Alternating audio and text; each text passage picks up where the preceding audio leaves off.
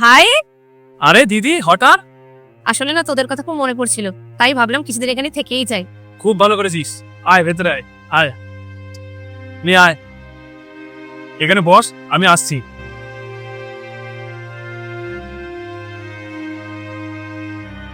দেখো দিদি এসছে, ভালো মতন একটু রান্না বান্না করো, আর ও যতদিন এখানে আছে একটু ভালো মতন থাকো, যাতে এই নিয়ে কোনো কথা না হয়, কোনো ঝামেলা না হয়।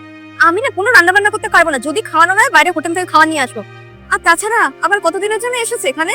হোটেল থেকে? এটা কি বলছো তুমি? যেটা বলছি সেটাই শোনো।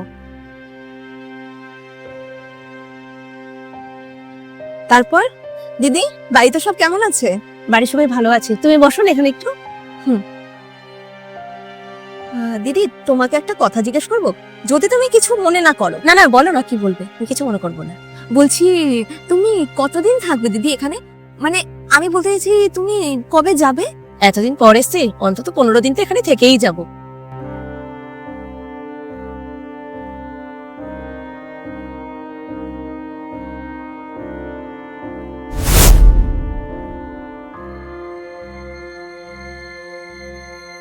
ভাই, আসলাম রে, সাবধানে থাকিস। ঠিক আছে দিদি, সাবধানে যাস। কি এবার তোমার শান্তি তো? চলে গেছে আমার দিদি। শান্তি পাবো মানে? শান্তি পাবো নাই বা কেন?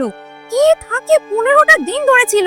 আর তোমার দিদির মেয়ে তো আমার মাথা খারাপ করে রেখে দিয়েছিল, কখনো এইগুলো অগোছালো, কখনো ওখানে অগোছালো, কিছু ফেলে দিচ্ছে, কিছু ভেঙে ফেলছে। তাহলে মাথা কেন গরম হবে না? 15টা দিন ধরে কে এসে পড়ে থাকে ভাইয়ের বাড়িতে? এরপরে এসে দেখুক আমি তো মেন দরজা থেকে আবার ফেরত পাঠিয়ে দেবো। এরপর তোমার দিদি যদি আবার আসে, আর যদি এসে এরকম 15 দিনের জন্য যদি থেকে যায়, আর যদি তুমি সেটাতে প্রশ্রয় দাও থাকবে, তাহলে তুমি তোমার দিদির সাথে, আমি কিন্তু একদম ঘর থেকে বেরিয়ে যাও, বাপের বাড়িতে চলে যাবো, দেখে নিও তুমি তখন।